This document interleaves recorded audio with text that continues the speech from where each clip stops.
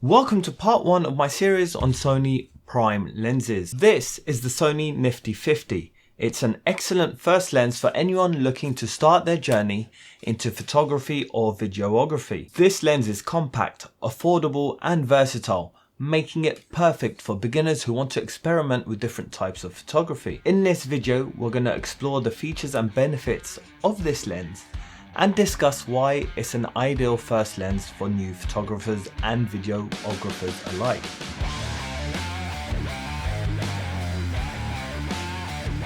The focal length is 50mm, which is considered to be a normal or a natural look focal length for full frame cameras. This means the lens produces images that are similar to what the human eye sees, making it perfect for everyday photography. This lens is also lightweight and easy to carry around, which is important for new photographers who may want to experiment with different types of photography without feeling weighed down. One of the standout features of this lens is this large maximum aperture of 1.8. This allows you to create images with a shallow depth of field, which can be used to create stunning portraits and take product shots and other types of photography where you want to isolate your subject from the background. Gives you that nice, creamy, blurry, buttery bokeh that we all strive to get in our photos. The wide aperture also means you can shoot in low light conditions without having to use a flash, which is or can be helpful for new photographers who may not have the access to professional lighting equipment yet, or even hobbyists who have no intention of buying any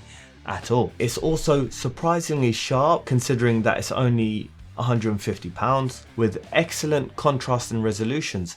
This means that your images will have plenty of detail and clarity even when shooting wide open at an f-stop of 1.8. The lens also produces beautiful bokeh, which can be used to create a sense of depth in your images. In terms of design, this lens is pretty well built, feels relatively solid. It has a metal barrel, although you'd be forgiven for thinking it's plastic due to the lightweight nature of this lens. You'll find a smooth, precise focus ring that makes it easy to adjust your focus manually, although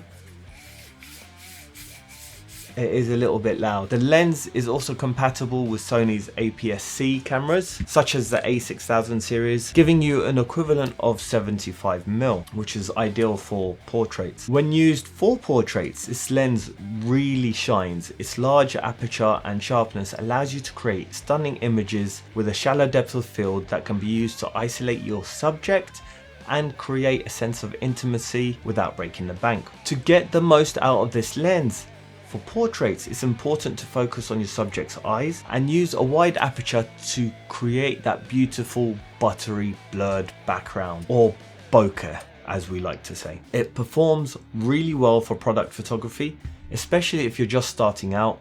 The wide aperture and sharpness allows you to capture every detail of your subjects, while the bokeh produced by the circular aperture helps to create a sense of depth. When shooting products, it's important to think about the lighting and the background, as these can have a big impact on the final image. For video work, you might want to have second thoughts about it, as it has a loud motor which is picked up by the onboard mics. However, you can get around this by using an external mic. Here, listen.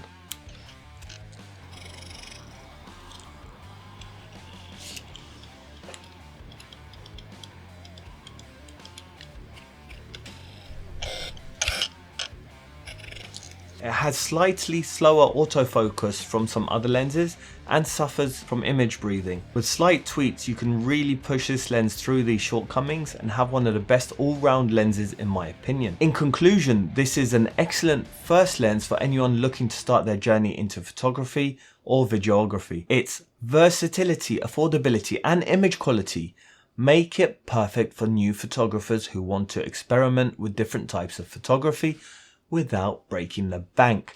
Whether you're interested in portraits, products, or any other type of photography, you won't regret adding this to your collection or buying it as your first lens. It's a well-built all-round lens that works in a variety of different shots. While it's no G Master lens, I can hands down suggest this lens over the G Master due to the fact that the G Master costs 10 times more.